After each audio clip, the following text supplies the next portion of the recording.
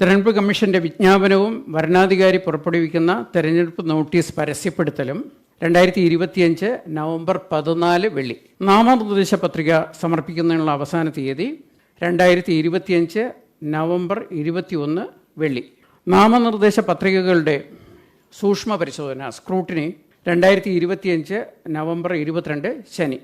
സ്ഥാനാർത്ഥിത്വം പിൻവലിക്കാനുള്ള അവസാന തീയതി, വിഡ്രോവലിനുള്ള അവസാന തീയതി 2025 നവംബർ 24 തിങ്കൾ. ആവശ്യമുള്ള പക്ഷം ജില്ലകളിൽ വോട്ടെടുപ്പ് നടത്തുന്നതിനുള്ള തീയതി. 2 ഘട്ടമായിട്ടാണ് ഇത്തവണ പോളിംഗ് നടത്തുന്നത്. കഴിഞ്ഞ തവണ അത് 3 ഘട്ടമായിരുന്നു. അത് കോവിഡിൻ്റെ പശ്ചാത്തലത്തിൽ 3 ഘട്ടമായിരുന്നു. ഇത്തവണ 2 ഘട്ടമായിട്ടാണ് പോളിംഗ് നടത്തുന്നത്. തിരുവനന്തപുരം, കൊല്ലം, പത്തനംതിട്ട, ആലപ്പുഴ, കോട്ടയം, ഇടുക്കി, എറണാകുളം ജില്ലകളിൽ 7 ജില്ലകളിൽ 2025 ഡിസംബർ 9 ചൊവ്വാഴ്ചയായിരിക്കും പോളിംഗ്.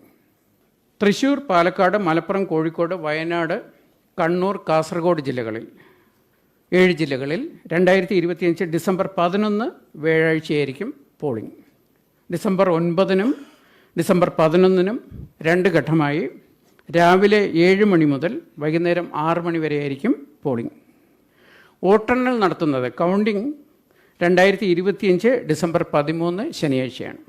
തിരഞ്ഞെടുപ്പ് നടപടികൾ പൂർത്തിയാക്കാനുള്ള അവസാന തീയതി 2025 ഡിസംബർ 18.